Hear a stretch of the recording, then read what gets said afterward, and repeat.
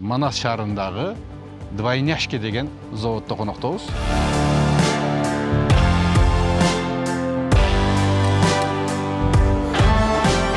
Мен өзüm bunga чейин кафе иштеткенмин. Аерде ичкиликтер болот эле. Эсиңизде болсо канча сом менен баштадыңыз? Минусқа киргенде эркек кишиге жаман кыйын экен да. Мыздак тер чыккан. 4 миллион канчайым карызым бар эле. Тахажжутум эң бактылуу күндөрүм ошо болгон. Мына өндүрүш багытында иштеп аткан ишкерлердин негизги көйгөйлөрү эмне? Мындай чукулап, ызылдап тырыштырбаса эле болду. Бизге ошол зор да. Алсам эле, салам алейкум. Алейкум ассалам. Бая торт саткан сенсиңби? Ким эле атың? Эркин. Эмне эле торт саткансың мага деди. Assalamu alaikum урматтуу көрөрмандар. Бүгүн биз Жалал Абад областынын Манас шаарында коноктобуз. Эсиңиздерде болсо, буга чейин Бишкекте Фрунзе совхозунда Фрунзе 82 деген Төрө мырзанын чарбасына барып сиздерге тартып көрсөтүп бергенбиз обзор кылып. Бүгүн болсо ушул өндүрүштөрүнөн бири болуп эсептелген Манас шаарындагы Двойняшки деген торт жана шириндиктерди чыгарган заводдо коноктобуз.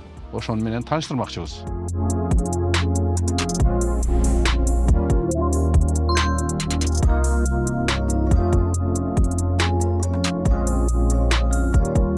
Егемберди мырзанын кеңсеси экен. Сиз өзүңүздү Алейкум. кыскача биздин көрөрмандарга тааныштырып кетсеңиз. Ассаламу алейкум. Аты жөнүм Абдурахманов Егемберди Абдумаликович. Мурунку Жалал Абад шаарынын, азыркы Манас шаарынын тургуну болом. Ырыс айыл аймагынан болом. Двойняшки фабрикасынын негиздөөчүсү, туурабы? Двойняшки фабрикасынын негиздөөчүсү. Эми ошол Двойняшки тууралуу сүйлөшсөк, башынан болсун. Бул идея кайдан чыкты эле? Двойняшки деген ат кийинчерээк чыккан. Айтып берсем, окуя аябай кызык болгон. Мен өзүм жаштыктан ишкерчиликке кызыккан баламын. Мектеп маалында акча тапканмай болсо, бирдеме алмай болсо, токо мен элем, университетте мен элем, активист элем да. Мен староста класском болгон эмесмин. Бирок староста класскомдун ишини мен кылат элем. Староста болгон эмесмин, бирок зачет маалында билесиз, мурун коррупция болгон кичине зачет маалында гана мен движение кылат элем да. Неге? Уюштуруучулук, элдер менен сүйлөшө билүү жактарым аябай сонун эле. Мен өзүм bunga чейин кафе иштеткенмин. Аерде ичкиликтер болот эле. 2-3 кафе иштеткенмин. Двойняшкинин келип чыгышын башынан айтайын деп атам да. Кафе иштеткенмин, анан күндөр өттү, мен түнү барам, эртең менен уктап 10-11лерде турам. Бир күн атам турушума ультиматум койду десеген болот. Жакшы айтты, бирок балам, сен чоңоюп калдың. Бала чакалуу болуп калдың. Апаң мен өзүм багып алам. Сен кыжалат болбо балам деп өтө сылыктык менен жакшы кылып айтты. Мен түшүнбөй атам. Уйкум жакшы ачылган эмес. Кадимкидей күндө кеч барам, кеч турам. Кадимкидей иш, табышым жакшы сонун. Балам үйгөдөн продукты алып келбей коер деп бир эки айтканга чейин бир байкап чочулап жүргөмүн. Неге мындай болот деп. Балам, чоңоюп калдың, эми өзүң тиричилиң өзүң кыл, үйдөн чыгып кетсең жакшы болот эле. Атам, эмне болду? Мен кичинекей балаңызмын, кайга чыгам? Жок, билесиң, атам айылдын аксакалы деп коет го. Аксакалы болчу да, тойлорду алып барып, өлүм жетимде полный катышып өзү башкарат эле. Айылда менин сөзүм өтпөй баратат. Бирөөгө кеңешим айтсам, эми өзүң балаңды эле карабайсыңбы, кафе иштеп жүрөт го, арак сатып жүрөт го деген сөздөрдү угуп калып атам балам. Ошон үчүн мен да тилим кысык кылба. Сен шаарга чыгып жаша, мен сенден капа эмесмин деди. Ушу жашыма чейин андай катуу сөз уккан эмесмин. Атамдан калтак жесем жегенмин. Чуук менен путума кичинекейимде, чоңойгомда. Бирок баягы сөзү 1000 калтактан абзалыраак болду да. Катуураак болду. Ушундай болду, баягындай бизде айтып коет, көзүм мачтай ачылып депчи. Көзүм жумулбай койду. Ыйлайын десем ыйлай турган болбоду жердечи. Ушундай намысыма келдим. Şu namustуу күчү менен келдим, 3 кафе иштетет элем ошо маалда. 3 кафени обедте келип, обедте ушундай жаап салдым. 40тан ашык сотруднигим, ишчилер бар эле. Официант, старший официанттар, бармендер, администраторлар 40тан ашык бар эле. Келдим, иште бир күндө чөнтең жаптым кафелерди. Бере тургандарга бердим, аренданын ээлерине айттым, иштете албайм болду деп. Бардыгы менен нөл кылып, кечке чейин расчет кылып үйгө келип, ата мен бир ооз сөзүңүз менен иштедим дедим. Атам өтө курсам болуп батасын берди. Андан кийин эмне болду? Жүрдүк, онго чейин эле апам мени технолог, өзү дагы окуган, кондитерскийге, поварга, мунга чейин Туркисейде шеф-повар болуп иштеген. Аябай колу бир ширин гүл адам да апамчы. Мунга чейин өзү план кылып жүрөт элек, торт ачсак кандай болот деп апамчы. Халал жака өтөйлү деп атам сөздөрүн апам да угат да. Балам бияка өт деп көрсө мени буруп жүргөн экен. Бияка басайлы, кафеге таштап торт ачайлы депчи, мен кулак салбай аткан экенмин. Атам катуу айтканынан прям токтодум, жаптым, келдим. Мен өзүм билишимче бир 6 ай ишсиз отурдук. Ишсиз отурдум мен. 6 ай ишсиз отурдум. Акчаларым түгөндү, топтогон акчаларым. Акчага заркындыр башталды. Адам билесиз да, кыйналганда мээ иштейт. Кыйналганда адам действовать этет. Аракет кыла турган адам кыйналганда по полному аракет кылат. Акча бармалды, жаттым, үйдө жедим, иштим. Карасам уже акчам түгөдү. Семьямды багышым керек.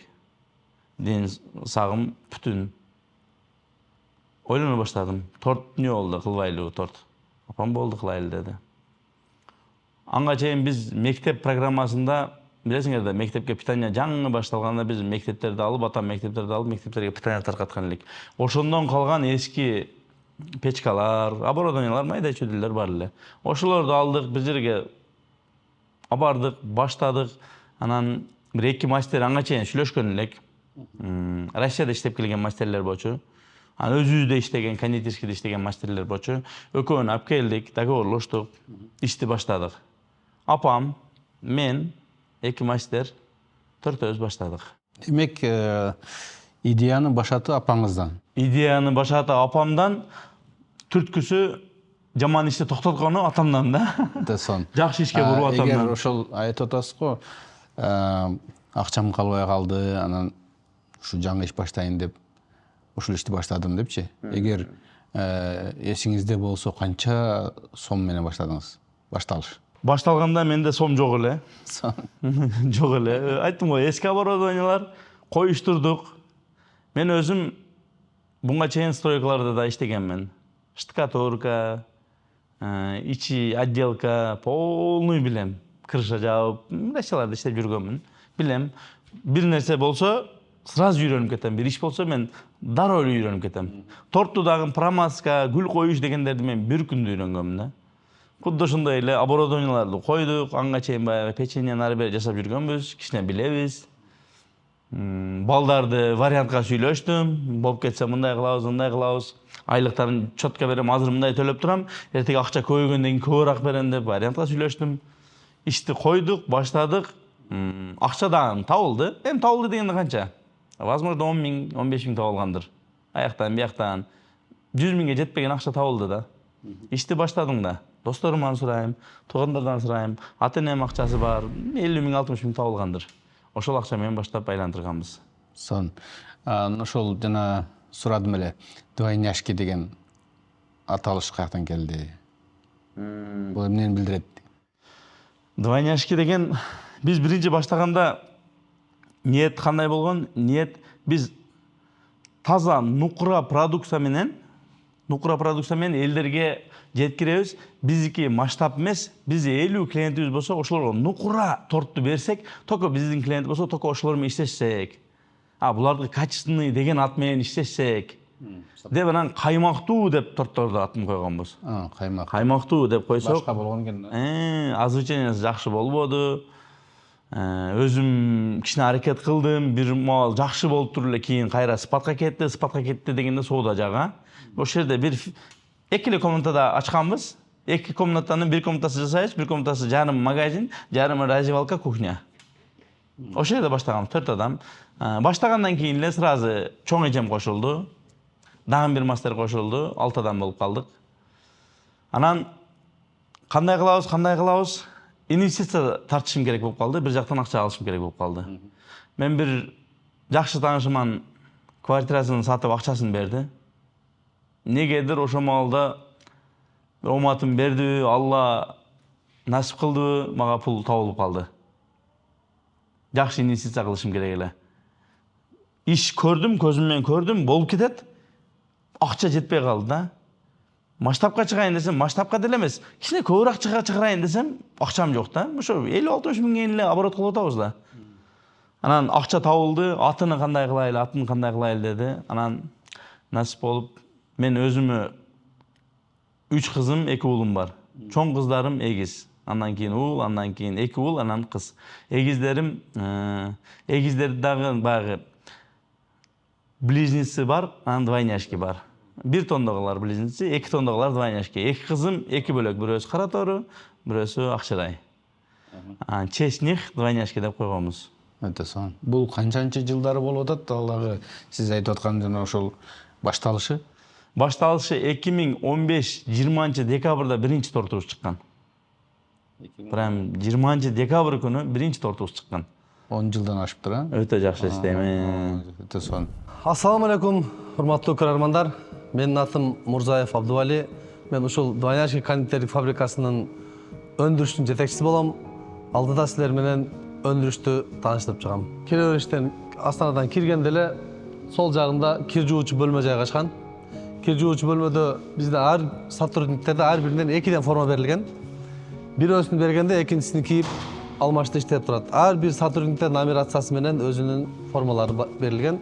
Формаларын алмаштырбай күндө кир жуучу бөлмөгө жуулуп турат. Мына. Бул жерден берет, бул жактан алат. Айланып турат.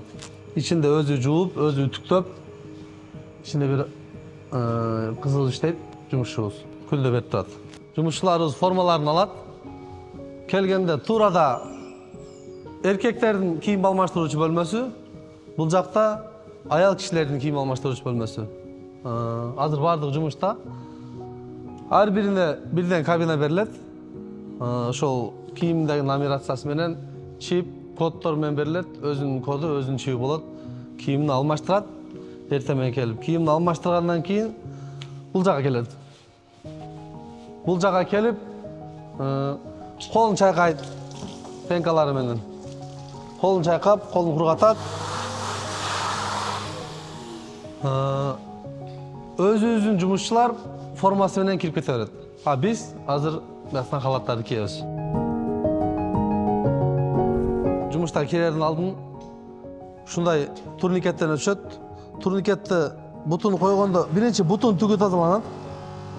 Андан соң колуну дезинфекция кылат. Колун дезинфекция кылса гана бул жер турникет ачат, жашыл жанып. Өтөт.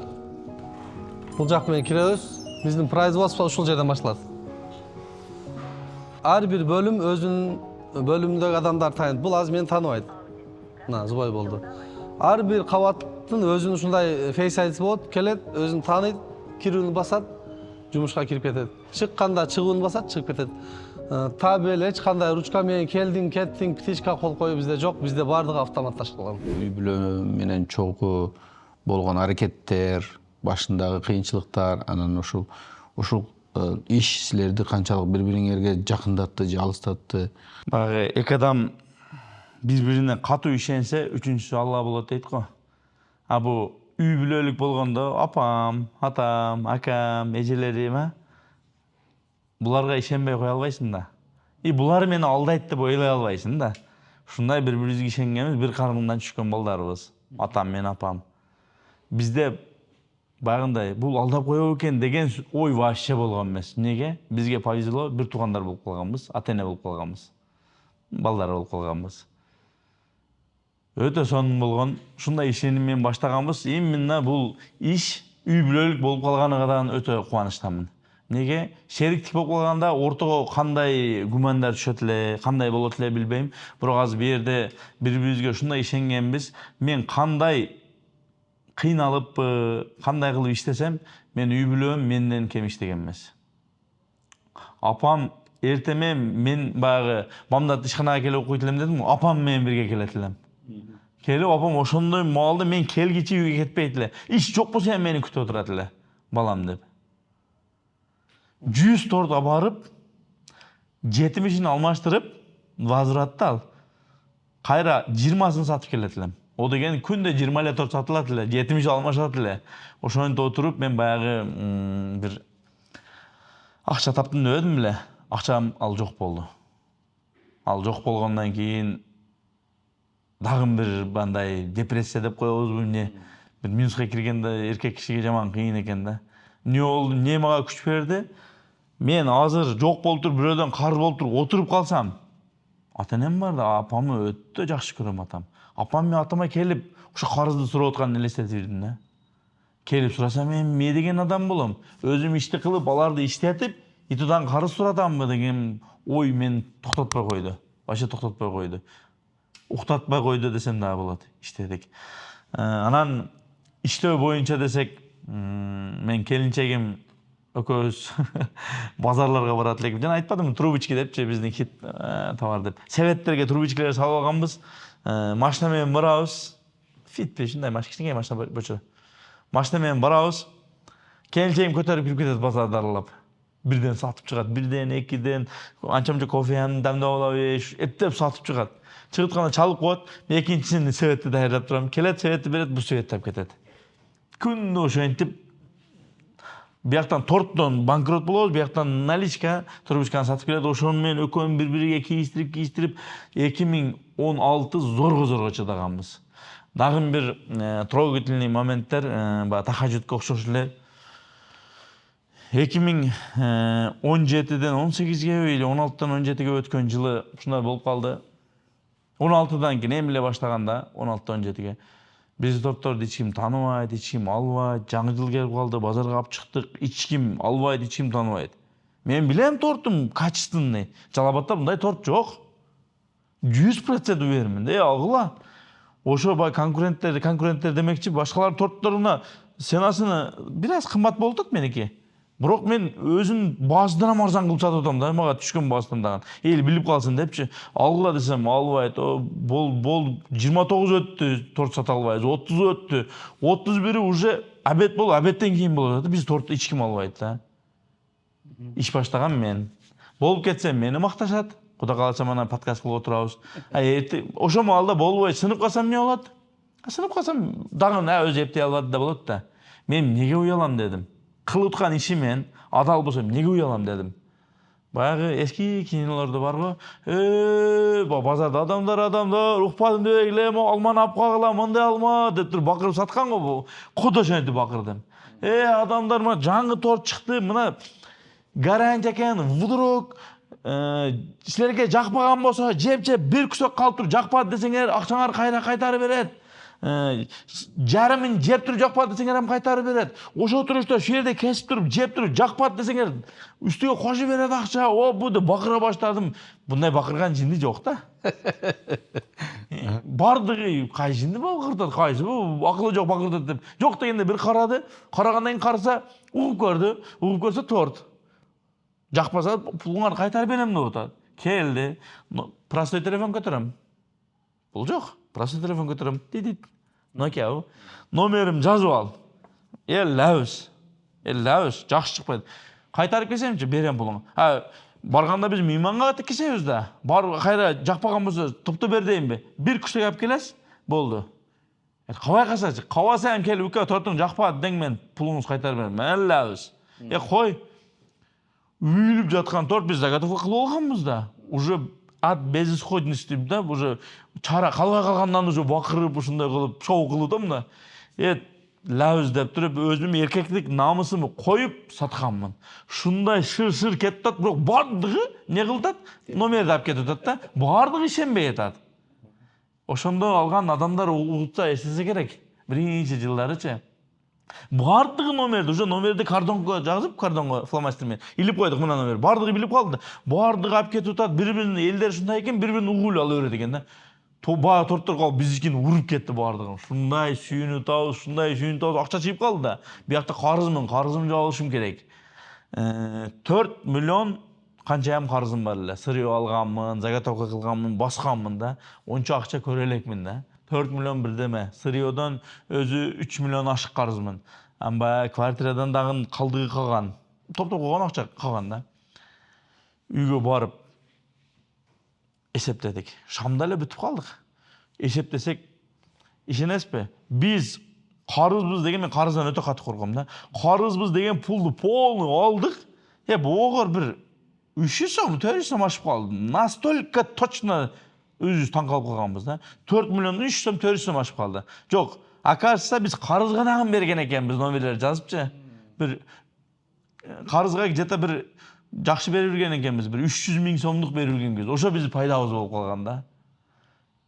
Тортты өзінің басы келе пашты сатқанбыз да. Ошон үчүн өзінің басы шықты, қарыздарды төлөдік. 300 000 бирөөгө қарызға бергенimiz бізге пайда болып қалды. Эми мен качествоса гарантия деп сатқан торттарым ответтері қалды эми. Кечке мал болды, шамға чейин сатып жүргенмин да. Акчаны эсептедик, курсамбыз, қарыздан кутулганыбызда шундай курсаммын. Апам өп атат мени, патасын берип атат, мындай болду, андай болду. Мен өзүмчө курсаммын. Өзүмдө жок. Звонок келди. Мен билбейм да, досторум чалат. Башка бирөө чалыш керек. Кадим чүрөөнү бер. Алсам эле, салам алейкум. Алейкум ассалам. Бая торт саткан сенсиңби? Кимле атың? Эркин. Эмне элекет торт саткансың мага деди. Дың токтоп калдым. Дедим, уже башкача болду да, мен тортуму уверенныймын. Эмне элекет торт саткансың? Каердесиң? Үйдөнмүн. Торт каерде? Шундай аэропортто, биринчи ачкан жерибиз аэропортто. Ака эмне болду? Алмаштырып берем ака. Мага алмаштырган керек. Ака пулун берем. Мен пулун сурап атам сага. Пулун 2 эсе кылып берип коем. Ака каердесиң дейт. Шундай аэропорт чыгарган жериң кайер? Аэропорт. Шундай узак сүйлөшкөн, мага өтө узак түйүлгөн. Балким 2 минут 1 минут сүйлөшкөндүрбүз, балким 1 минут жарым минут. Шундай узак сүйлөшүп, шундай тердеп кеткенмин. Мыздак тер чыккан. Баягы мени өлтүрүп коет, бир белак коет деп айтам. Биринчиден тортум начар чыгып калдыбы? Экинчиден биринчи звонок шундай келип атабы деген ой менен баягы алмаштырып берем десем, муну айт, ука каерде дет. Мен азыр билишим керек. Ака майлы эртеге берем, же барып берейин акча. Жок, мага азыр торт чыгарган жериң айт. Эмне болду ука десем, ука, шундай ширин торт кыласыңарбы? Bunday торт жеген эмесмин мен, апамдар таап кетип мен чыгарып берди үйдөн дейт. Баягы жерде ака там беришке жаш кетип калган ака. Деди. Баягыны оны коркконман эмес. Баягы тортты мактаганданчы шундай жаш кетти. Эмне дедиңиз деп атам. Десем, мен апамдар мен үйдөн чыгарып берип торт таап кетип. Неге 2 алдырбадың, неге 3 алдырбадың дейт. Биринчилерден аган экен да көрсөтчү. Неге битти алдырдың дейт. Мага таап кетип тортты жеп койду, меймандар келди. Ака торт жок. Бирок заготовкалар калган. Ака торт жок десем, мен заготовка болсо ама бер. По-моему, шу заготовкасына берсем керек эле. Шундай коркутуп чалган. Койдум, жаш кетип атат. Апамдар караганда. Чүч дегенмин да. Эмне болду, ким сени коркуттабы? Эмне болду, балам кыжаат болуп өтүп кетет бу күндөрдө атат. Мен курсамым, чылым айта албайм да. Дагы звонок болду. Асам эле, торт зор экен, каерден алабыз, адресин айтып кой. Торт барбы? Каерде? Азыр 5 та торт алып келип бере аласыңарбы, пулуну беребиз. Көп алсак кандай болот? Звонокчу бардыгы баягы лабызды каттык берип жүргөн экенмин. Камда бир 30-40 звонок болду. Звонок болуп атат. Жаш кетип атат. Деп ыйлабайсың. Бу радостный жаш шундай болот экен. Жөн эле тура берген жаш чыга берет экен да. Алло, така мактайт. Уже уверен болуп калгам. Звонок болот, аласың, мактайт да. Аласың, мактайт. Шундай мактап атат, элди арасында ду жүрдү. Ошондон кийин анын иш башталды. Этирип. Шундай өтө бир бактылуу күндөрдүн бири десем болот. Өтө сон. Жана айтпадыңызбы, жана 2015-те башталды, анан 2017, 2018 чоң ойдук депчи. Анан пандемия болуп калбадыбы? 2021, 19 май 2020. 20 болду, 20. Ошондо эмне кылдыңар? Биз как раз баягы зданияга көчкөнбүз. 700 квадраттыкачы, 2800 квадрат, общий 4 этаж толук иштеп атабыз. Анан бизге пандемия учурунда бизге ушундай элдерге катуу суноо келди. Өтө көп бизнесмендер көп бизнестен күйгөндөр болду, сынгандар болду, токтоп тургандар болду. Бирок эми бу Алланын баракасы экен, Алланын бергени экен. Мен пандемиядан пайдаландым дей албайм. Но пандемияда менин ишим ушундай жүрдү. Хоть көп чыгарбадым, бирок өтө баракалуу болду. Пандемия бардык элдер ооруду деген башталып электе эле. Кытайда биринчи башталбады беле? Кытайда башталып калганда мен ооруп калам. Вот өлүп калам деп туруп эч кимге билдирбейм. Аялым чакырып запискелерди жазып, менден карыздар, мен разымын. Мен карыздарды жаз деп, келинчегим ыйлап алган, жаз. Тура албайм, намаз окуп алайын деп атам, намаз окуй албайм. Ыстыма миң. Бирок эмне болду? Мен кагаздар жазгандан кийин эле бутума туруп кеттим. Кийин анан пандемия башталды, элдер ооруп башталды. Анан өзүм сөз бердим. Мен эмне үчүн иштеп атам? Мен ортомчу болуш үчүн иштеп атам. Элдердин ырыскысыны мен аркылуу берет. Элдер кыйналып атса, мен эмне кылам? Сразу ниет кылдым, менде канча акчам болсо, ошонун баарын эксан кылам. Эмне кылам? Тамак кылып таратам. Эксанды дагы көбөйтүп, тамак кылып элдерге таратам, постогуларга таратам, продукта кылып таратам. Деп анан мен ошондо билем, башка ишим жок эле да. Шуну эле кылып туруп чоңойбойт элем. Жакшы уже основалса дегендей акчаны жакшы топтогон экенмин. Сейфимде түзүк акча бар эле. Суммасын айта албайм, бирок жакшы акча бар эле. Именно пандемияда бир эле мен эмес, Кыргызстан өзү общий өтө жакшы иштеген, өтө ыраазы болгонмун. Кыргыз экениме ошондо өтө ыраазы болуп кеткенмин. Кыргызстан өтө катуу иштеген. Мен дагы бар акчамы до конца иштетем деп туруп, до конца продукттан эме мен биз иш жок, ишке чыкпай калган ишчилерибиз кайра чакырып, ун каптаган чакыртабыз. Күндө продукта бөлүшөт, ун каптайт, тамак кылат, таратат. 50-60 адам күндө ошо менен алек. Өтө бир сон баягы эксанды билбегендерге эксан бар экенин билдирген жыл болду ал. Эксан бербегендерге эксан бердире турган жыл болду. Ким сооп ала албагандарга соопту текен таркаткан жыл болду. Мамлекетке минус болду, элдерге минус болду. Көптөгөн аалымдарыбызды жоготтук, көптөгөн доктурларыбызды, көптөгөн мыкты адамдарды жоготтук. Бирок көптөгөн мыкты адамдарга мыкты жашоону дагы көрсөттү пандемия. Бул биздин биринчи кабатыбыз. Биринчи кабатыбызда полуфабрикат бөлүмдөрү жайгашкан. Тортко, выпечкаларга, пирожныйларга даярдалуучу сместер, кошулмалар бардыгы ушул биринчи этажда болот. Кремдери болбосун, жумурткасы бардыгы ушул полуфабрикат ушул жакта даярдалат. Мындай муздатуучу, тоңдуруучу камералар жайгашкан.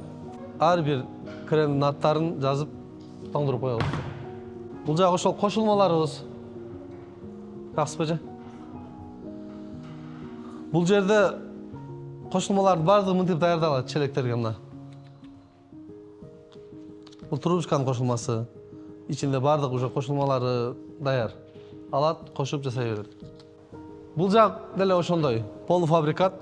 Бул жакта биз эми жумушка кирип жатабыз. Тоңдуруп элдерге, магазиндерге, кафелерге даяр полуфабрикат жасап берген даярдап атабыз. Азыр бул жак эми ишке түшүп атат. Мына көрсөңүздөр болот. Бардыгы ручной, кол менен жасалат. Бул жакта выпечканын бир канча түрү чыгат. Рогалики, апельсиновый печенье, творожные палочки, творожные булочки бардыгы ушул этаждан чыгат. Ушул кабаттан чыгат. Ушул жерде даяр болот. Заморозкага кеткен заморозкага кетип, бышканга кетип, ушул жерден даяр болот.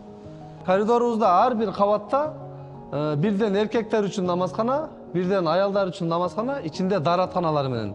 Бул эркектердин намазканасы, ичинде дааратканасы менен. Жүрүңүздөр. Бул жерде намаз окуган шарттар бардыгы жайгашкан. Кийим илүүчү вешилкасы, бул жагы дааратканасы. Дараталат, бул жакта дааратканалар. Биз атайын муну бир бөлмөнүн ичине кылганбыз. Бул жакта жумушчулардын бул процесс жүрөт, процесс менен аралашпасын, дааратканасы дагы ичинде болсун деп атайын биз эшигин дагы намазкананын ичине кылганбыз. Жүрүңүздөр. Намазканадан чыккандан кийин сөзсүз колдорду дезинфекция кылып, жумушка уланып кете берет. Бул биз чоң айнектерди калтырганыбыз себеби бул жакка бизге көбүнчө практиканттар, мугалимдер, окуучулар, сырттан ушул производствону көрөйүнчү деген адамдар болуп калат да бизде. Кызыккан, кандай биздин ошо двойняшкинин шириндиктери кандай жасалат деген суроолор болуп калса, бемарал келип көрө бериш үчүн ушундай чоң айнектер коюп койгонбуз. Азыркы мезгилде канча кызматкер иштейт? Азыркы мезгилде 6 кызматкерди 100гө көбөйтүрө элекмин. Бир 300-350дөй кызматкер иштейт. Эми практиканттар бар бизде. Окуун бүткөндө практикага чыгышат көбү. Келип иштеп, кичине иштеп кеткендер бар. Такай 250-300 адам такай иштейт. Аларга кандай шарттар түзүлгөн? Азыркы маалда шарттарды билсеңиз, мен бизнесмендер акча табыш үчүн иш кылса, мен бизнести сәл башкачараак көз караш менен карайм. Мен бизнести мага келген мүмкүнчүлүк, мен мүмкүнчүлүктү кандай колдоном, мен кандай кылып эртеге менден спрос болгондо кандай жооп берем деп туруп, менин колумда иштеген ишчилерге шарт кылып, келген акчаны мен каяка иштетип атам, ошону өтө көп көңүл бөлөм. Акчаны табыш одно, затратасын иштетиш башка да. Акчаны тапканда халалдыгына эле карайсың, акча келе берет да жакшы жака. Иштетиш өтө кыйын да, иштетишке өтө маани берем. Ал дегеним иштеги удобстволор. Ар бир этажда көрүп чыккан болсоңор, ар бир этажда женский, мужской кылып, эркектерге жана аялдарга кылып намазканалар бар. Атайын чоң жумшак килемдер менен кылганбыз. Неге анча-мынчасы үйүмдө жок нерсени мен биринчи ишканага кылам. Ишканадагылар көрсүн, буларга жакса мен үйүмө келтирип жашайм деп. Мужской, женский туалет ар бири 4 көздөн бар. Ар бир этажда 4 көз мужской, 4 көз женский туалеттери бар. Бекер первый, второй салаттары менен тамактары бар, формалары бар. Анан жайын, кышын кирсеңер, көрсөңөр керек, формалары жеңил. Мен обычно кирсем футболка чейин эле кирем. Жайда дагы эшик өтө ысык болгондо футболка чейин жүрөм. Кышта дагы чилдеде кирип футболка чейин жүрөм. Ошондой шарт түзүп бергенмин. Эми кондитерский, молочный изделияга дагы ошондой шарт дагы керек. Ишчилерге дагы ошондой шарттар түзүп бергенбиз. Иншалла, полный гигиенический, колу буттарын тазалап, дезинфекциядан өтүп, тазалап баарыны башка формага алмаштырып, анан киришет. Өткөндө бирөөдөн уктум эле да. Ошо двойняшкеде иштеген кызматкерлерге айлыгынан тыш жума сайынбы бир кандайдыр бир жардамдарды берилип турат экен. Продукты, питание, кум шекер, ун дегендей. Жума сайын эмес, анда ашкеде ай сайын бизде проект бар. Биз неге аны баштаганмын? Мен өзүм жеген нерсени менде иштегендер бардыгы жейишин каалайм. Мен өзүм жеп маза кылып, алар жебесе, эртеге мен туура эмес кылган болуп калам. Ошон үчүн не кылайлы дегенде, средний жашаган адам, же среднийден низкий жашаган адам өзгө позволить эте албаган нерселерди ай сайын алып берип турайлы.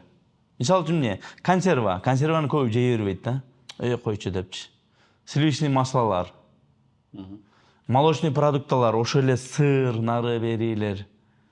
Эт, бир айда только эт беребиз. Жылкынын этини, койдун эти, мал эти дегендей. Ар айда ар кандай кылып эксклюзивный кылып необычный продукталар беребиз. Арасында бир обычный да берип коебуз. Ошо ун, шекер, картошка дегендей. Май дегендей андай да берип турабыз. Но ар айда ар кандай кылып беребиз. Чтобы алар постоянно жебесе дагы бир маза кылып жесин жашоосуда дегендей. Мен өзүм не жеген болсом ошонун бар жокту кошушка аракет кылам. Анча-мынча баягы киндер, нутелла, шоколадтар болуп калат. Балдарга барса сүйүнүп жейт. Ошол максатта болгон нерсе бул. Жакшы сон. Алла жолунда иншалла. Жакшы сон. Эми ушул азыркы биз көрүп аткан могу чоң фабрикадан башка дагы жерде өндүрүш барбы? Буга чейин баягы айтып өттүңүз, эми кайрадан башыга айтып келсем туура болсо керек. Биз 2 комнаттан баштаганбыз 6 адам менен. Кийин эмне болду? Кийин батпай калдык. Ылдыйкы подвалдагы 2 комнатты алдык. Аерде уже 2016 уже чоңойдук. 2017-ге өткөндө уже батпай калдык. Үйдө бир цех ачтык. Полуфабрикатта жерде чөкө бисквит пишат, наракка барып туруп кыла турган болуп 2 жерде иштей баштадык. Аерге уже батпай калдык. 2017 бир автомастерской бар. Ошакта бир кафе болгон. Адашпасам ичи 250 квадраттай, 300 квадрат чат кухнясы менен. 300 квадраттай жерди алып ошака көчкөнбүз 2017. Уже аяка канча адам көчкөнбүз? Уже аяка 15-18 адам болуп калганбыз. Бияка батпай вообще тыгылып калганбыз. Аяка барсак чоң здание, тескей, салкын тортко жакшы. 4төн биринде бир бурчагында туруп калганбыз. Ичи суук, кандай кылабыз, нары бери. 2017-нин акырыга барганда аерге батпай калдык. Не кылабыз.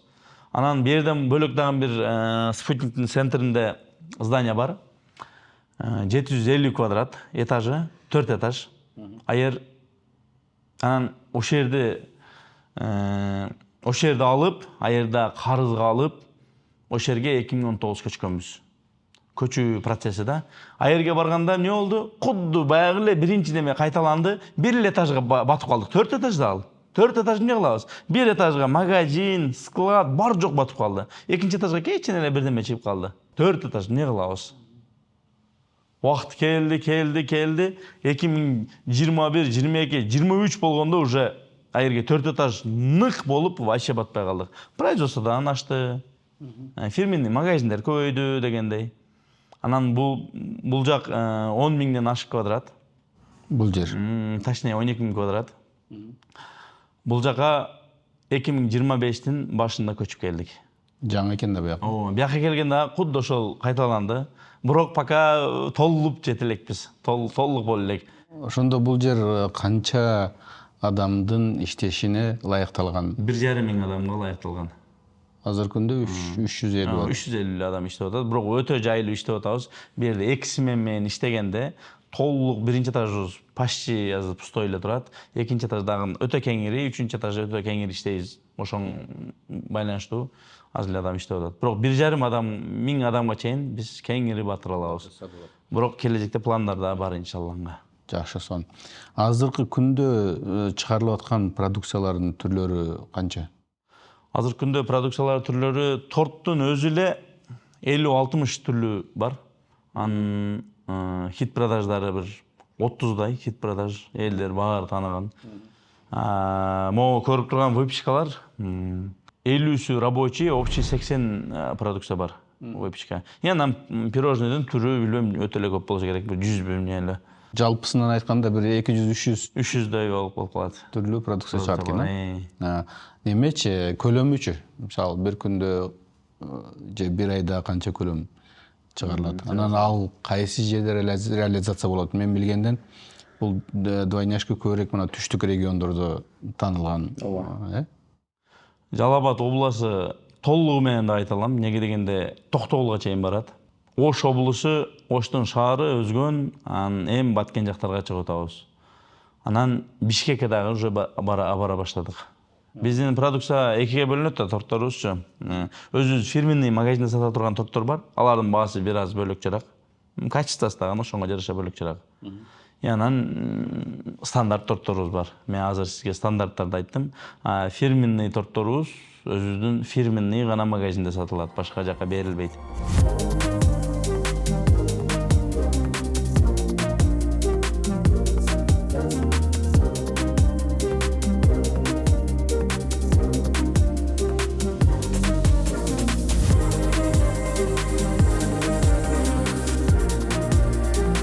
Фирменный магазин деп атасыз го, ошо канча фирменный магазиниңиз бар? Фирмалык дүкөндөр азырынча 16 бар. 2 Ошто, 14 Жалал Абад областында. Түндүк жакта жок. Жок, түндүк жакта жок. 2026-га иншалла грандиозный пландарды кылып атабыз. түндүктөн уже производстводан ачып атабыз иншалла. Производство дегенде кандай? Бияктан полуфабрикат барат, аяктан пышат, упаковка кылып эле бере турган. Ал жакта даярдап бар. Түндүккө башкача подход менен ачып атабыз. Ашканага биринчи, үчүнчү, экинчи этаждан жумушчулар келет. Ошондой эле колдорун жуат, колдорун кургатат. Ошол эле процесс. Ашканага келишет. Биздин ашканада эки бөлүккө бөлүп койгонбуз. Бул тосук, бул тостун ичинде формасы, униформасы жоктор кирет. Анын ичинде офисниктер, сырттан келген усталар, меймандар, дагы ошол униформасы жоктор ушул тосттун ичинде турат. Бул жака өзүбүздүн кыздар, повар кыздар алып келип берет. Ушул жерден тамагын алып жей берет. Бул жакта биздин таза ишчилерибиз иштейт. Чтобы аралашып кетпеш бири-бирине. Бул жакта тартып койлубу? Тамагыңар таттуу болсун. Бул жакта чайларын өздөрү алат. Кашык, вилкаларын коюп койгонбуз, мына чайниктер. Бул жерге 3 пролет кылганбыз. Бирөөсүндө уул балдар турат. Уул балдар келет, бул жерден тамакынан алат дагы, бул жер менен кетип кетет. Уул балдар наркы четте турат. Кыз балдарга 2 пролет бергенбиз. Кыз балдар дагы ушундай эле келет, тамагын алат, бул жак менен чыгып кетет. 2 пролет алат. Бизде аял кишилер көп иштегендиктен көбүрөөк местаны аялдарга бергенбиз. Бул жактан биягында аялдар отурат, эркек балдар бул жагында отурат. Эркек балдар менен аял кишилерди аралаштырып отургузбайбыз. Шоколадтан декор жасаган бөлмөбүзгө барабыз. Бөлүмүбүзгө. Ал жакта биздин торттордун, пирожныйлардын негизи кандай оформление жасалыш керек болсо, мына бул бөлмөбүздө жасалат бардыгы. Бардыгы ручной, колдо жасалат. Жүрүңүздөр. Ушул бөлүм декор даярдоо, шоколадтан декор даярдоо бөлмөсү. Ушундай декорлор жасалат, колдо жасалат бардыгы. Бул жагыбыз түрк бышырыктары. Турецкий отдел деп коебуз. Киргиле, жүрүңүздөр. Бул жакта баклавалар пышат. Баклава, пирогтор. Пышкандар барбы? Кандайсыңар? Ассаламу алейкум. Пышкандарын көрсөтүп коелу. Ассаламу алейкум. Кандайсыңар? Насыңарбы? Мына пышкандар алып кел. Ушундай бышырыктар пышат.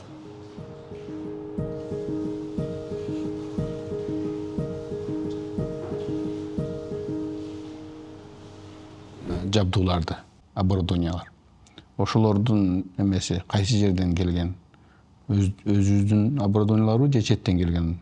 Бир бөлүгү Ирандан алып келгенбиз. Ирандан алып келген оборудованияларым өтө блатной дей албайм, но өтө пышык болот. Ирандын оборудованиясы өтө пышык болот. Прям 1 жылга гарантия берсе 5 жыл бузулбай турган оборудованиялар.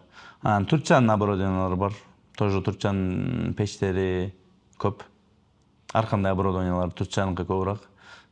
Естественно, Кытайдыкы любой жерде болгондой эле Кытайдын оборудованиялары бар. Силер көргөн баягы пищевой столдор баардыгы пищевой. Мен ишкананын кудай кааласа тазалыгында тарттыңар деп ойлойм. Тазалыкка, анан натуральностька, анан халалликке өтө көңүл бөлөм. Биздин баягы лозунг деп коет го, халал и нукура. Бу нукурабы, бу халалбы деп биздин клиенттер сурабай турган даражада кылып иштейин деп аракет кылам да. Эмнеге дегенде менин продукциям көргөндө эле нукура жана халалды көргөндөй болуш керек. Силер көргөн столдор пищевой столдор, пищевой нержавейкадан, алар ата мекенди көндүрүш өзүбүздөн алынган. Мишектен, оштон өзүбүздөн алынган. Оборудованияларды ичиден столдор эң керектүү материалдар ошо Кыргызстандан ата мекенди көндүрүү. Шуну айтып коеюн. Жакшы, жакшы. Ингредиенттерчи, анан чийки сырье деп коебуз го.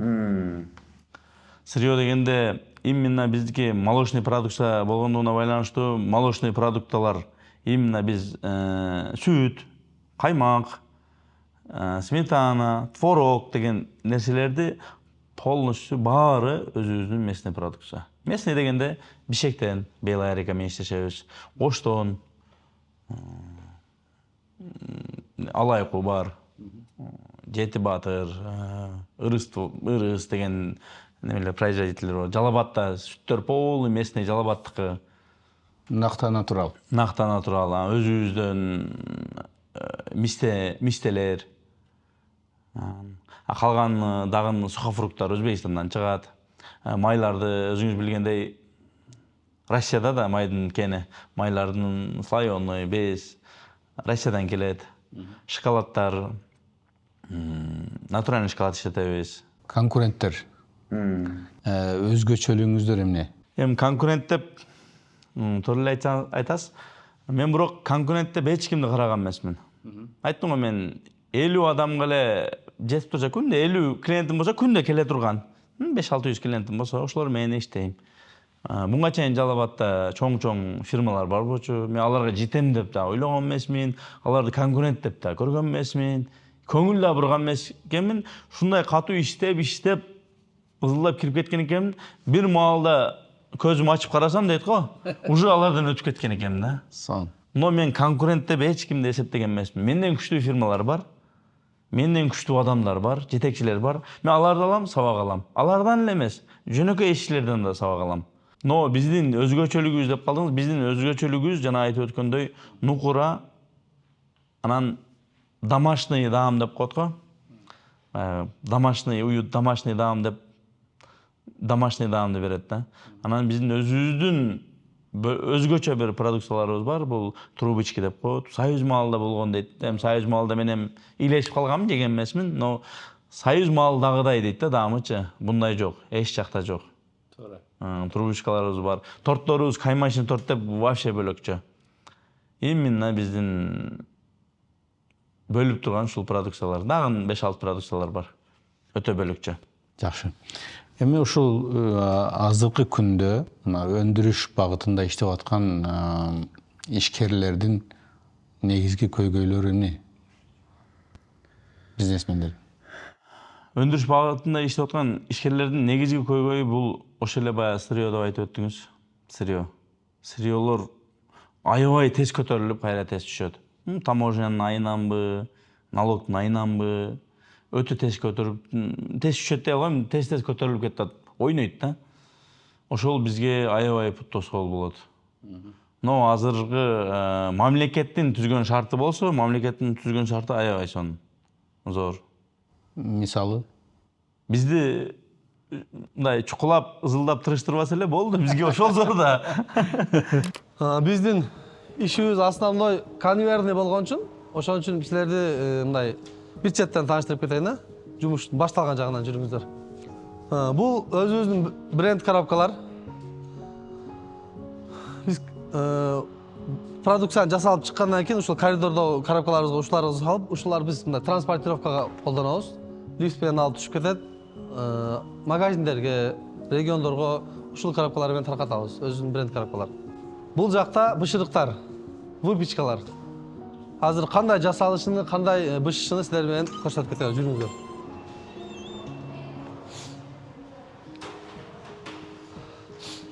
Мына.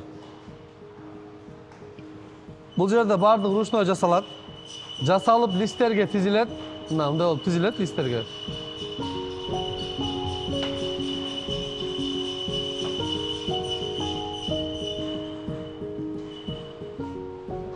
Даяр болгондон кийин бул жерде тындыруу канабыз бар. Тындыруу канабыз азыр ичи парым, буу болот ичи, буу. Тынат бул жерде бир аз. Тынгандан кийин чыгат, бул жакта печкалар жайгашкан. Печкалар жүрүңүздөр.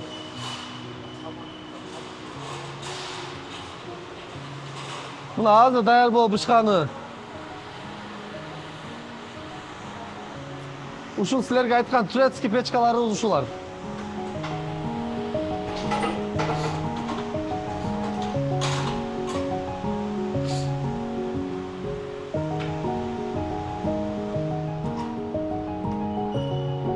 Бул жактан бышып чыгат.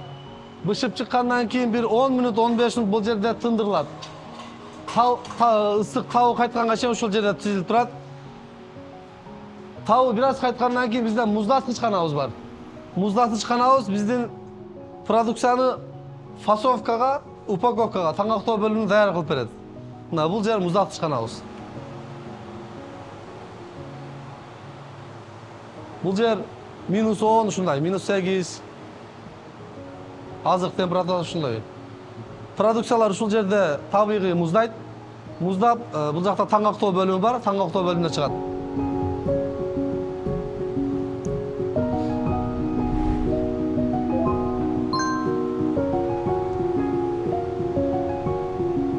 Жүрүңүздөр.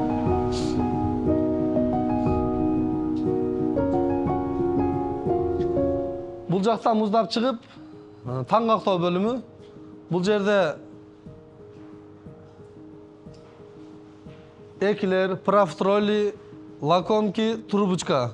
Бул продукциялардын ичинде начинкасы болгонуна байланыштуу. Бул жерде ичинде начинка коюлат. Ичинде кремдер бар, бу жерде крем. Бер трубочканы бер, көрсөтчү. Мына. Ушинтип ар бир трубочканы бирден ичине каймак толтуруп чыгабыз. Натуральный каймак.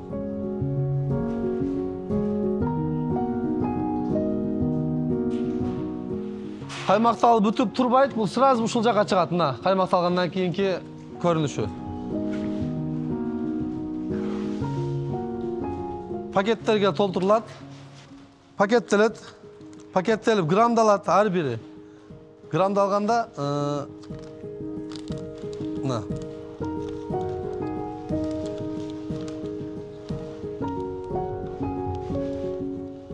Бул жерде этикеткасы чыгса, этикетка берилечи бирөө. Этикеткасы жармашат. Азыр. Мына, этикеткасы жармашат бул жерде мындай.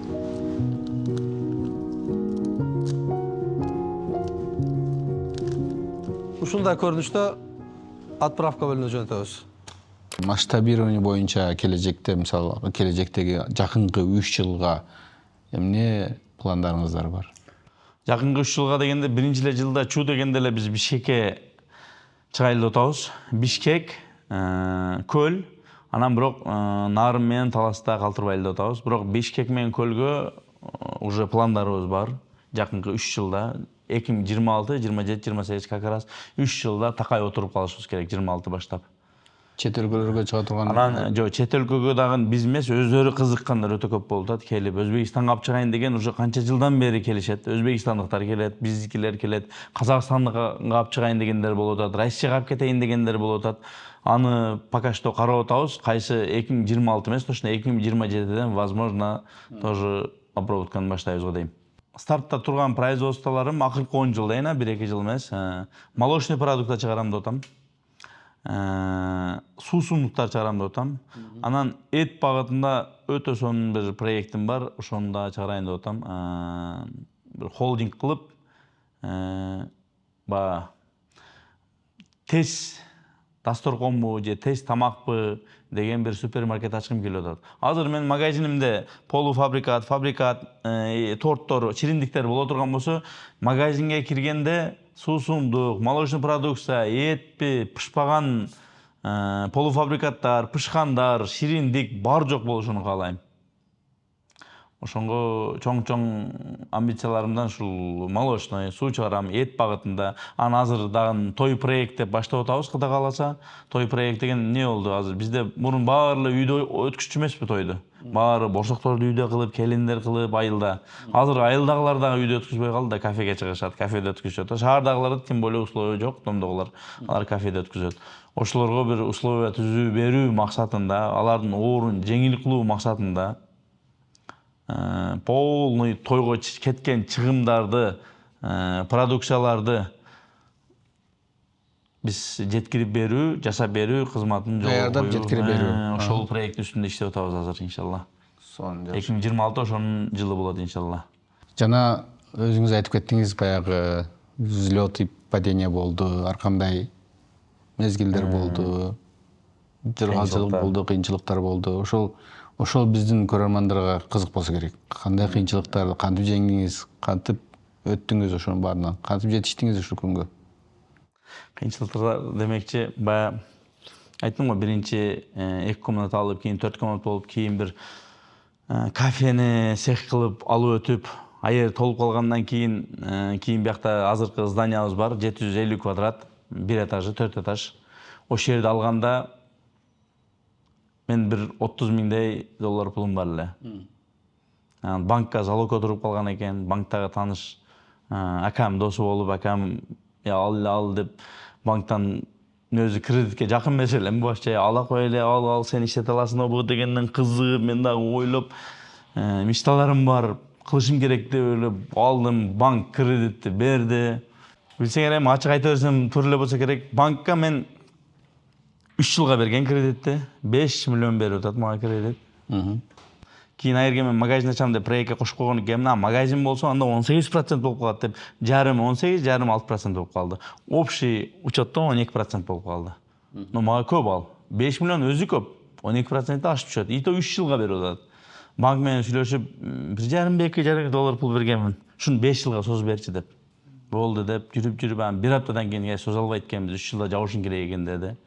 Вообще түгөдүм 5 миллион сом ошо маалда бир багы банкрот болуп эми ишти баштаганыма мага 5 миллион аябай чоң көрүндү да. Анда доллар да кымпаш эле. Анан эмне болду? Баа 5 миллионду төлөш үчүн эми кимге жалган кимге чын мен өзүм барып банк менен эсептешпедим.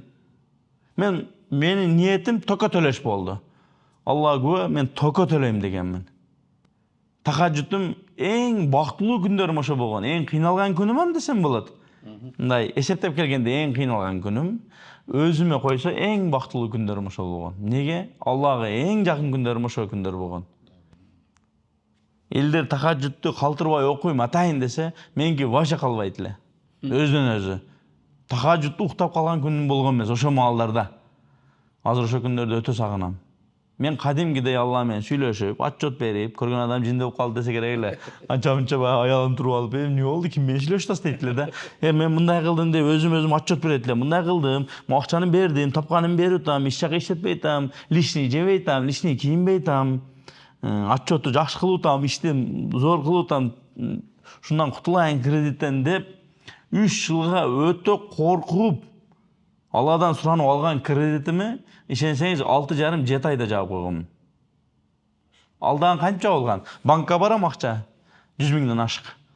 Тып берем, саналган өзүмө баргам, бердим, жаап койгонмун, менден минус кылып койгон десем. Карашо деп туруп квитанция бериш керек да мен. Квитанцияны күтүп турам. Квитанция менен 100 миң ашык акчаны берип атат кайра колума. Неге? 100 миң ашык или 100 миң кем, 100 миң ашык болсо керек. Анан эмне болду десем, болду кредитиңиз жабылды дейт. Кандай жабылды? Менки мына пленча менен алдашып алдыңыз. Жок, мына жабылды. Баягы жердеги бактылуулукту айтпаң. Элестетиң, кредит жабам деп туруп акча барып атасыз, акчаңызды жарымын кайтарып берип атат. Мага ошентип кайтарып берип койду да.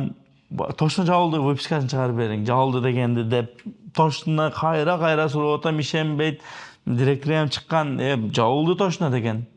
Жаптык, үйгө келип, апамдарга айтсам, бир бактылуу, бардыгы коркуткан. Ошо күндөрдөй бактылуу күндөр болгон эмес. Өтө сонун болгон, өтө сонун. Ошондо өзүм сөз бергенмин. Тахажжутту жөн эле окуп, жөн эле отчет бере бербейсиң да. Алла менен сүйлөшкөндөн кийин эмне кыласың? Сөз бересиң.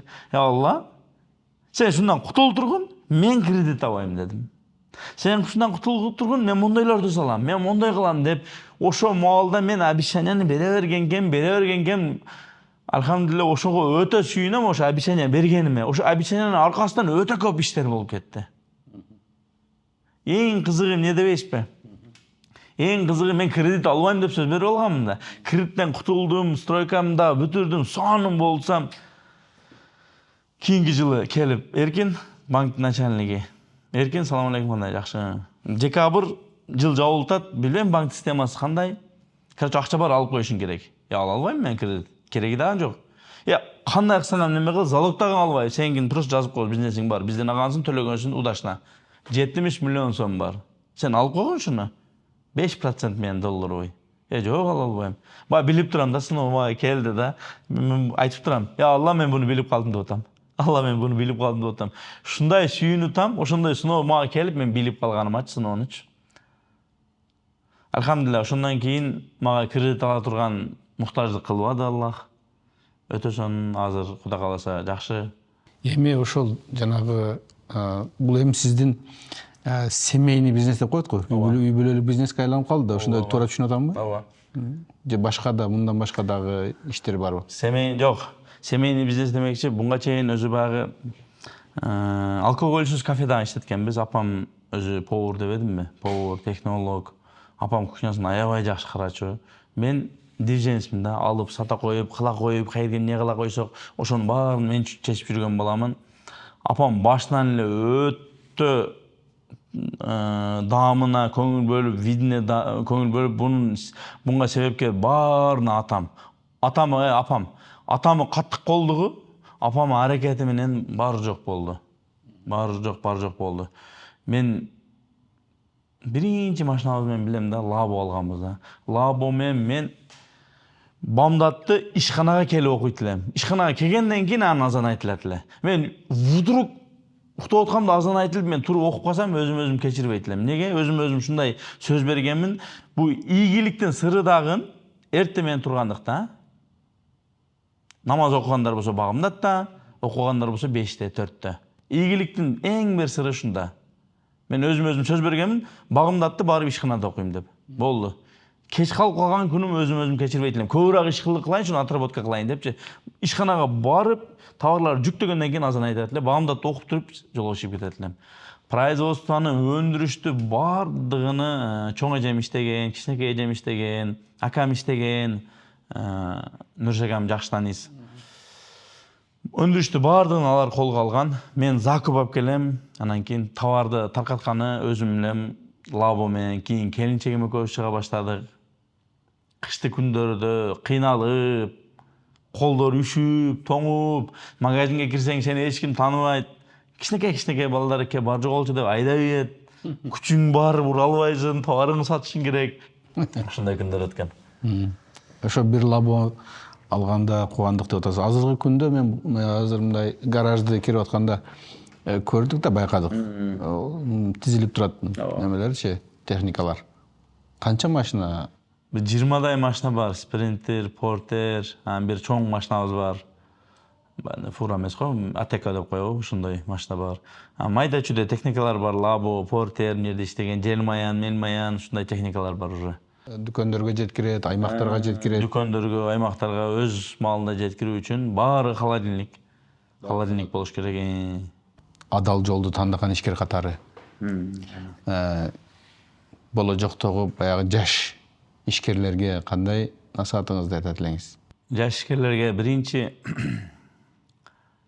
мен дагы карыз калгам, бирок карыз сурап алгам, прям сурап жалдырып алган эмесмин. Өзү момент болуп калды, ошо бирөөнүн үйүнө убактынча берем, сатып иштете бер, кийин коюп койсоң болот деген мага просто шанс түшүп калды ошондой. Ошондон пайдаландым.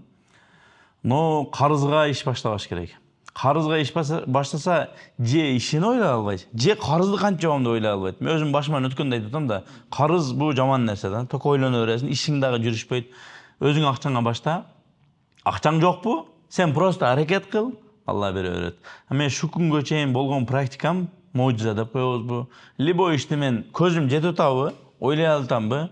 Onu болушуга көзүм жетпейт. Ошону кылам деп көзүм жетти өзүмө. Болду, ишти баштайм. Уже биягыны оңой жолдорду, путтарды ача берет. Менден аракет, берекени Алла берет. Биринчи очередь карызга баштаба, экинчи аракеттен токтобо. Үчүнчү очередь уйкучу болбо, жалкоо болбо. Только кымылда, соцсетте отурба. Соцсетте өтө красивый сөздөр көп. Өтө мотивационный сөздөр көп. Бирок ал эмне? 5 мүнөттүк. Угутканда мотивация алышың мүмкүн, угуп бүткөндөн кийин уже кийинки видео башталды, мотивация кетти. Соцсет эмес, наоборот, өзүң үстүндө иште. Билим жагына. Жогорку билимдүүсүзбү, эмнени адиссиз дегендей. Өзүм орто мектепти бүткөндөн кийин эле өзүбүздө Жалал Абаддык университетте бюджетинде окуганмын. Информатика бөлүмүндө окуганмын. Программистмин. Специалист боюнча. Ал боюнча мамлекеттик кызматта и заправкада кичине иштедим. Газпромдо компьютер билгеним үчүн. В общем, мамлекеттик кызматта да кичине иштедим. Аз эле иштедим. И ошо жогорку билимим бар. Бюджетте бүткөнмүн. 3-кабатыбыз ушул. Бул кабатта супер фрештер, макаронсы, десерттер, пирожный, торт, регионго кетүүчү торт, фирмалык торт бардыгы ушул кабаттан даярдалып жатат. Көрсөңүздөр болот. Донецкий кондитерлик фабрикасынын шириндиктери ушул. Элдер көп элдер кандай жасалат, кандай шартта жасалат деп сурагандар бар. Ошол сурагандар үчүн ушундай шартта жасалат. Байкап көрсөңүздөр бизде бардык колдонулган столдору, идиштери, бычактары, не болсо бардыгы алюмин же пищевой нержавейкадан. Бардыгы карап көрсөңүздөр болот. Бул жер ошо айткан десерттер. Макаронсулар ушундай жасалат бардыгы. Готовый макаронсулар бар.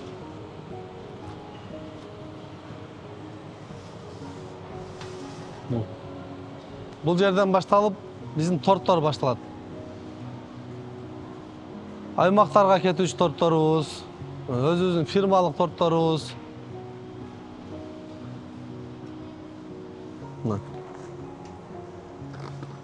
Мисалы бул капучино деген тортубуз. Биздин ушул иш процессибиздин эң аягы ушул лифттен түгөнөт. Азыр көргөн торттор ушундай тележка менен чыгат, балдарыбыз лифтке салат, лифт менен отправка бөлүмүнө түшүп кетет. Ошол отправка бөлүмүнөн машиналарга жүктөлүп, аймактарга жөнөп кетет. Кайрымдуулук жагын айтсаңыз. Угат экенбиз да баягы булар үй бүлөсү менен ушундай кайрымдуу инсандар, аяка андай салды, бияка мындай салды, мындай жардам берди. Эми ошону өзүңүздүн оозуңуздан уксак. Оң колуң бергенди сол колуң билбесин дейт го. Айткан деле туура деп билбейм, но элдерге, жаңы ишкерлерге, Үлгү болсун. ишкер болом дегендерге үлгү болуш үчүн айтса болсо керек эми.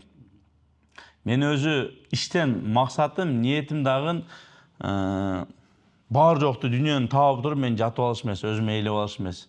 Байкасаңыз мен өзүмдө лишний нерсе алганга корком. Катар-катар квартиралар, катар-катар жерлер, машиналар аркылуу алганга корком. Неге? Ошого жараша сыноо келип калбасын депчи. Ошондой эле кайрымдуулуктар болуп турат. Үй проекттер бар болчу. Үй проекттерди кылганбыз. Үй проекттер кимдерге? Жалгыз бой аялдарга. Жалгыз бой эмес, баласы менен калып кеткен. Ээри өлүп калып кеткен, ажыраш балдары менен калып кеткен. Чоң баласы жок, жашка жеткен баласы жок, ээри жок, акасы жок, атасы жок. Жетим балдар бар. Жетим балдары бар. Аларга биз үй салып проект бар эле. Ал дагы жакшы болду. Азыр ошол эле проектти өзүбүздө иштеген, двойняшкиде иштеген сотрудниктерге азыр эми ошону бөлүп атабыз, Кудай кааласа. Полный двойняшкинда бир сыйда тазалап, үй жокторго үй кылып дегендей. Андан сырткары дагы болуп турат. Зекет, садака. Зекеттерди бул айтсам дагы бул мактана турган нерсе эмес. Бул менин карызым, билесиз да? Бул менин карызым. Милдет. Айта берем. Неге дегенде буну айтыштан максат ар бир ишкер зекетин төлөш керек деп мен өтө катуу басып айта алам. Зекетти төлөбөсө акчасы таза болбой калат. Мен буну айта алам. Зекет бул акча тазалоо, Зекет деген тазалануу. Тазалануу. Эми акчадан берген үчүн акчаң тазаланат дегендей түшүнөбүз да. Туура. Зекет ар бир адам бериш керек. Ар бир ишкер бериш керек зекетке кадрлар, Зекетти бирок мен дагы кандай болду? Биринчи жылдары зекетти берсем, бир жылда бир бересиң зекетти, көп болуп кетет. Изилдедим, меники туура дебейм. Азыркы кылып аткан нерсеми айтайын, изилдедим, алым кишилер менен сүйлөштүм, меники мондой болуп атат, зекетим көп чыгып кетип атат, кандай кылып берем? Берген маалда кыйналып каласың, напсикке алданып калбайын деген ойдо сурап, азыр мен зекетти ай сайын берем. Ай сайын бере берем. Энный суммага деген орозого, немеге курбандыкка жеткенде берген зекетим эсептейм, бере турган зекетим эсептейм, минус плюсун кылып туруп кичине ашыраак кылып берип коем. Эми динге байланып айтып атат дей турган болсоңуз, билесиз да, Европада тапкандан 10% берет. Който айлык жөн эле, алар зекет эмес, жөн эле. Кайрымдуулук. $5000 болдубу? Болду. $500 берип койду. Кайрымдуулук. Ошонун аркасынан бизге чейин ошо Европанын зекеттери келет да, зекеттери кайрымдуулугу келет да, билесиз да. Бизде динде өтө сонун көрсөтүп койгон, 10% деп дей албайбыз. 2,5% эле зекетиңи бер. Парз. Тазаланып ал депчи. Туура. Тапканыңдагы адалдап ал депчи. Бул зекет Бул парыз нерсе. Ар бир өзүнү сыйлаган ишкер зекетин обязательно бериш керек. Парс. Эми мамлекетке бериле турган налог. Зекет. Мамлекетке бериле турган зекет иншалла айына бир 2 миллиондун тегерегинде берилет. Суралбай калган же ичиңизде айтам деп айтылбай калган бир сөздөрүңүз барбы? Биздин эмелер көрөрмандарга кайрылып. Биз баягы жакшы айтып өтпөдүңүзбү? Мен семьям жөнүндө жакшы айта албай калдым да. Өзүм семьям жөнүндө жакшы айта албай калдым. Менин бир алтын апам бар да. Айттым го, семейни баштаганбыз, апам экөөбүз баштаганбыз, кийин эжем келди, кийин экинчи эжем. Атам өтө катты кол киши, атам ташып, Лабого чейин биз Вокси деген машинабыз бар эле, атам машинасы ошо менен ташыганбыз, атам шофер болгон. Уш күнгө чейин апам технолог, вкусга полный апам жооп берет. Азыр 5-6 технологубуз болсо, баардыгынын үстүндө апам турат. Кандай болот, эмне болот, алардын полный өлчөп измерять этип чыкканын апам бир көз менен эле караш менен билип коет. Бир ост үй билем, эмнеси ашыкча, кандай кылыш керек, тырс билип коет. Апам ушундай күчтүү аял. Анан жанагы жерге дагы бир немени кошуп коймок элем, жаш ишкерлерге эмнени айтмакчысыз. Апаңар болсо, апаңарды сыйлагыла, апаңарды сүйгүлө. Дуасын алгыла. Дуасын алгыла. Ападай инсан таппайсыңар. Апаңарды сүйгүлө. Сон. Сиз жана айтып кетпедиңизби ошол жаш ишкерлерге насаатыңызды айтып атып, намазды, бамдат намазыны ишканада окучу элем депчи.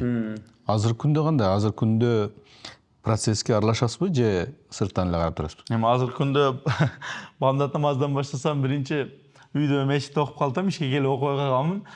Азыркы күндө процесске аралашып турам. Азыр директорлор, башкаруучулар, аутсорски берип салгандарыбыз, отдел продажа жакта, бухгалтерия өзүнүн полный начальстволору бар. Система бар. Системаларга түшкөн.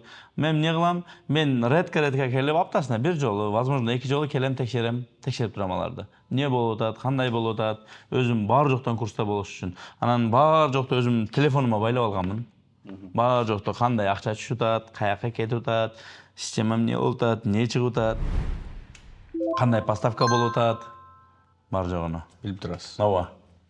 Өзүм жаңы идеялар менен баягы масштаб деп эдиңизби? Масштабтын идеялары менен жүрөбүз иншалла.